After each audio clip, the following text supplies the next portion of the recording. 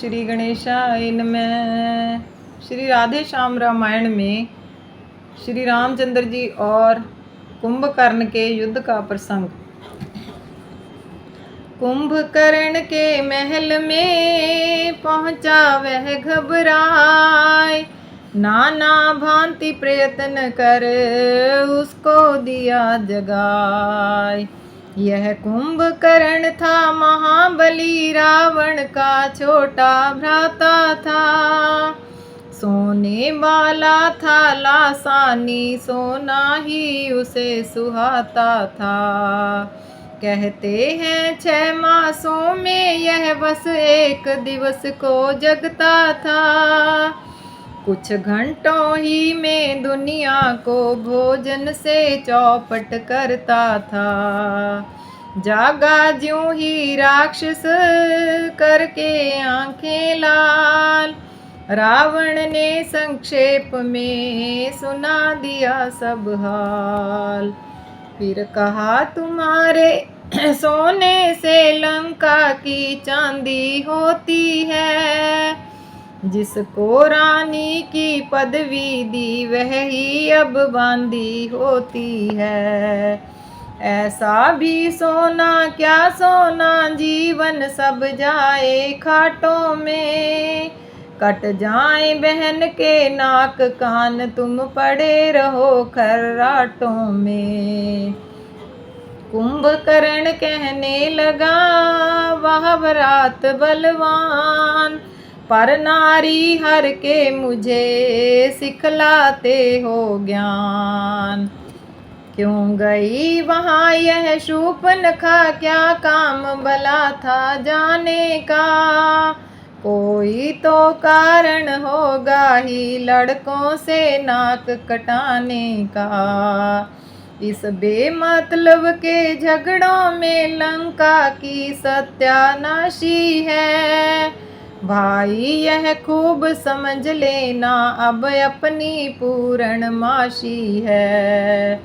रावण ने देखा जभी भाई का यह हाल, खूब नशीली वस्तुएं दी उसको तत्काल।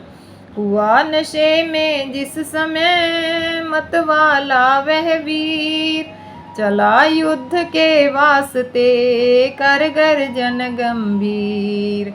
लिखने लायक बात है इसके रण की एक, बनता इसका ग्रास था भालू की प्रत्येक थी। और मजे की बात एक, जिस जिसको भी यह खाता था, वह नाक कान के रास्ते से बाहर को झट आ जाता था। मतलब यह है वह डील डॉल दुनिया में इसको हासिल था। अंगों को छूना क्या जिसके सम्मुख भी होना मुश्किल था। कांप उठा इस युद्ध से भालू कीश समुदाय, चाहा लक्ष्मण ने मुझे रण आज्ञा मिल जाए। किंतु उठे हैं यह अभी पाकर कष्ट अपार, यही सोच कर स्वयं प्रभु रण को हुए तैयार। उन कमल सरीखे हाथों से जब धनवा का टंकोर हुआ, दुश्मन का भी दिल दहल उठा, वह प्रलय काल सा शोर हुआ। जब तक के सांवरी सूरत पे वे सुघर जटाएं बिखरी थी, तब तक मानो सब शोभाएं उस मुख पर आकर निखरी थी। बंध गया जभी झूठा उनका छबियां भी बंधी साथ ही में, मानो अपनी रक्षा के हित वे सब रह गई साथ ही में। इस तरह जभी रवि उदय हुआ, एक दिव्य तेज सा चमक उठा, उस मुखमंडल का दर्शन कर सारा रण मंडल दमक उठा। कटी में निशंग कर में धनवा चुटकी में तीर दबाए हुए। उस रौद्र रूप में भी राघव थे शोभाओं से छाए हुए।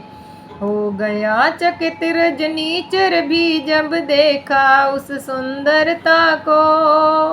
क्षण भर के लिए भूल बैठा अपनी सब समर कुशलता को। बोला क्या तुम्ही अवधपति हो, क्या तुम्ही सूर्य कुल नंदन हो। रावण से रण रचने वाले, क्या तुम्ही जानकी जीवन हो। यह नीलांबुज श्यामल शरीर रण मध्य उतरने योग्य नहीं। हे राम तुम्हारी मधुर मूर्ति सचमुच वध करने योग्य नहीं। निश्चर के यह बैन सुन बिहसे सीतानाथ। उत्तर में कहने लगे रख धनवा पे हाथ। हे कुंभकर्ण यूं बातों का तुम्हार न शोभा पाता है। रण में बातें करने वाला कायर डरपोक कहता है। लंका में अगर वीर हो तुम तो ममता छोड़ो प्राणों की। संभलो और देखो होती है वर्षा अब तुम पर बाणों की। यह कह कर धनवा टंकोरा और चकित किया बौछारों से। सारा युद्ध स्थल गूंज उठा जय राघव की गुंजारों से।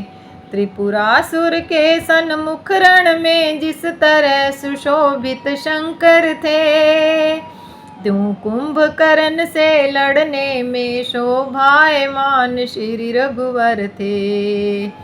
प्रभु से रण करते समय असुर इस तरह दिखाई पड़ता है।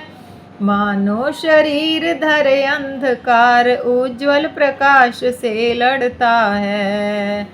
अथवा जैसे काला कलंक निर्मल यश पे झुंझलाया हो।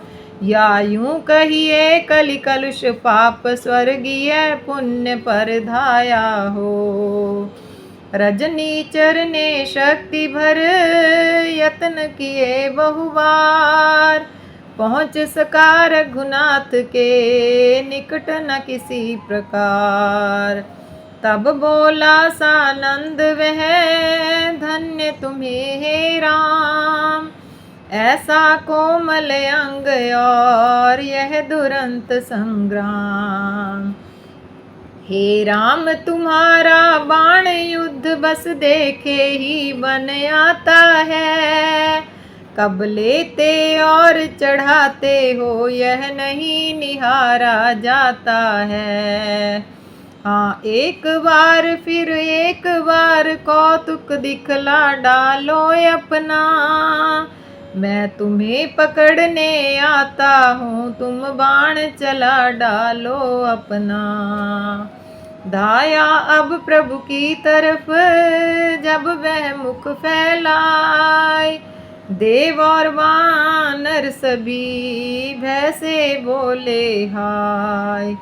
चिंतायुत देखा जभी सुर वानर समुदाय। काल बाण रघुनाय राय ने रिपु पर दिया चलाए। उतर गया सारा नशा लगते ही वह बाण। मन ही मन बोला असुर अब न बचेंगे प्राण। राम राम कह भक्त ने ली जिस समय समाधि। सुरमंडल का दुख गया मिटी भूमि की व्याधि।